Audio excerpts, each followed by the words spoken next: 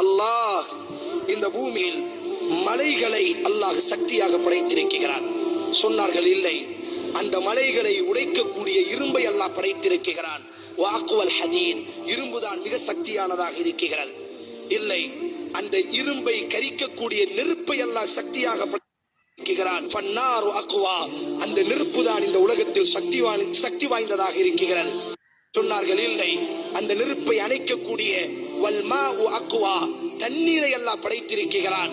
தண்ணீர் தான் மிக சக்தி வாய்ந்ததாக இருக்கிறது. இல்லை, அந்த தண்ணீரை சுழல வைக்கக்கூடிய வர்ரீஹு அக்வா, மேகத்தை அல்லாஹ் படைத்திருக்கிறான். அந்த மேகம் தான் சக்தி வாய்ந்ததாக இருக்கிறது. இல்லை, ஃபர்ரீஹு அக்வா, அந்த மேகத்தை விடவும் காற்றை அல்லாஹ், அந்த மேகத்தையும் கலைத்து செல்லக்கூடிய ஆற்றலை அல்லாஹ் காற்றிற்கு கொடுத்திருக்கிறான். ஃபர்ரீஹு அக்வா, காற்று தான் மிக சக்தி வாய்ந்ததாக இருக்கிறது.